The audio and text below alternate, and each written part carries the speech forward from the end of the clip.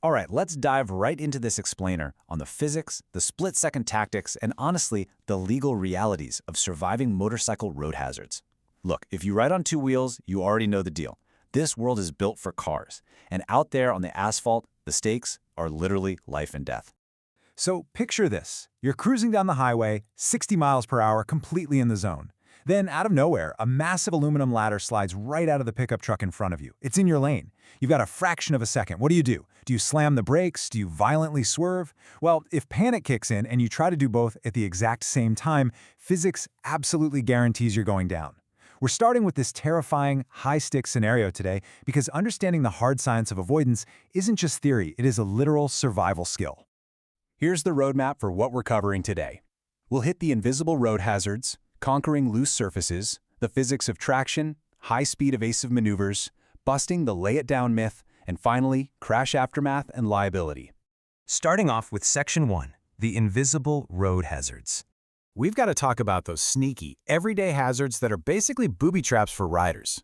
A car with 4 fat tires, it just rolls right over this stuff. But for us, they're treacherous. Take edge brakes, where 2 lanes are different heights from construction. If you don't hit those dead on, they'll just kick your front tire right out from under you. Or think about those massive steel plates they use for roadwork. Add a little rain and they literally offer zero grip. Painted crosswalk lines, wide bridge joints, and those slippery tar snakes filling up road cracks. They act like black ice for motorcycles. And don't even get me started on lane position 2. That center strip at an intersection, that is exactly where cars sit and just bleed oil, condensation, and antifreeze. It creates a ridiculously slick spot, right exactly where you're trying to put your foot down. Moving right along to Section 2, conquering loose surfaces. Okay, so when the pavement suddenly ends, things get interesting. Different loose surfaces actually demand totally different strategies. Hit a patch of gravel, your stopping distance literally doubles on the spot. You've got to push your vision way out, like 7 to 10 seconds ahead, so you don't target fixate, and always scrub your speed before the corner. Never brake mid-turn. Now, sand is a whole different beast. It requires an actual mechanical tweak. You want to drop that tire pressure down significantly to about 0.9 or 1 bar, so you float over it and shift your weight back so the front wheel doesn't dig in and toss you. But here's the catch. There are universal rules for both. You've got to be incredibly smooth on the throttle. Think of it like a polite conversation, not a shouting match. And you absolutely must stand up on those foot pegs. It drops your center of gravity and turns your own legs into active suspension. It's a total game changer. All right, Section 3, the physics of traction. If we want to survive a sudden emergency, we really have to get into the hard science of how tires actually talk to the road. This concept right here completely changed how I ride. Think of traction like money in the bank. We call it the 100% grip rule. Your tires only have exactly 100% of available grip to spend at any given split second. You can spend it all on braking, or you can spend it all on leaning and swerving. But if you panic and try to aggressively swerve while simultaneously grabbing a massive handful of front brake, well, you're asking a tire for 200% grip when it only has 100 to give. The math just fails, the tire washes out, and boom, you hit the pavement. Internalizing this mental model is the absolute key to making it out of a crisis in one piece.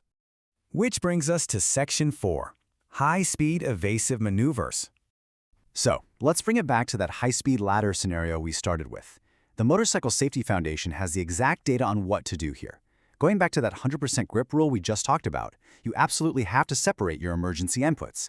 If you don't have the runway to stop in a perfectly straight line, your only option is to aggressively swerve, and you execute this using 2 very deliberate countersteers. You forcefully push forward on one handlebar to shove the bike down underneath you, and then immediately push the other side to snap it right back up.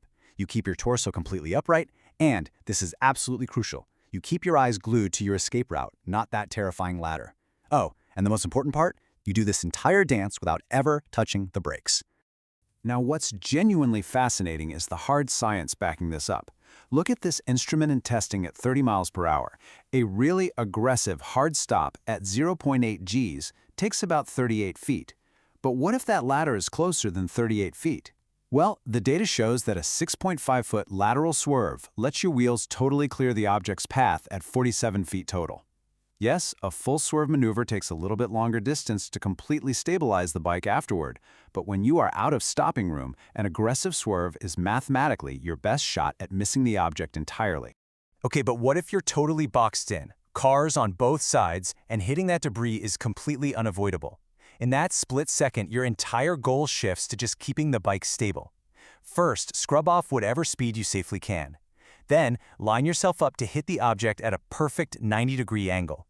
Just before impact, pop slightly off the seat, bend your knees, and let your legs act as shock absorbers.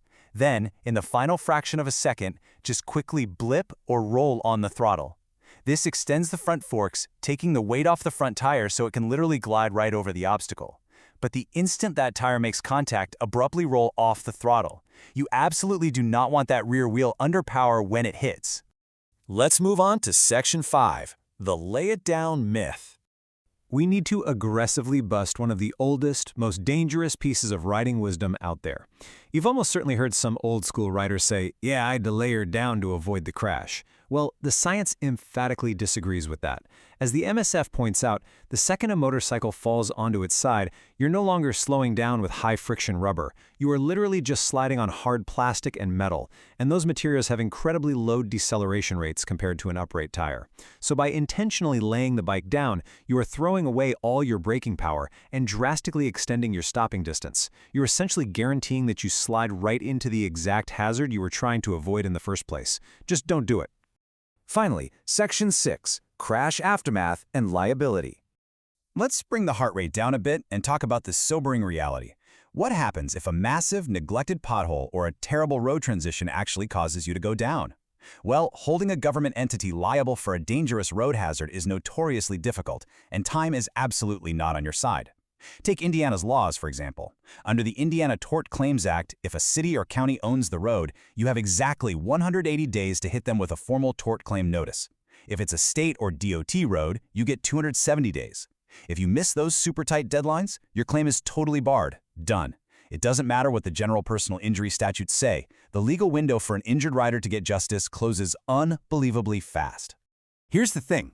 Legally, roads can't be flawless 24/7. To prove liability, you have to show the government agency knew or really should have known about the hazard and just failed to fix it. That requires fast, rock-solid evidence. So, your post-crash action plan. Immediately photograph the scene and the defect from multiple angles. Get measurements. Grab witness contact info. Crucially, save every piece of your damaged gear. And whatever you do, do not repair your bike until an expert has inspected it. Knocking out these exact steps preserves the physical evidence your attorney is going to desperately need to prove negligence later on. So, we've walked through the hidden traps waiting at everyday intersections, the hard physics of dodging high-speed debris, and exactly how to protect yourself legally if the worst actually happens. Armed with this undeniable science of traction and the real truth about road hazards, how is your riding strategy going to change tomorrow? Are you going to go out and practice that split-second throttle blip? Maybe finally perfect your emergency countersteering? Keep your eyes way up, trust the science, and whatever you do, please don't just lay it down. That wraps up this explainer. Ride safe and stay sharp out there.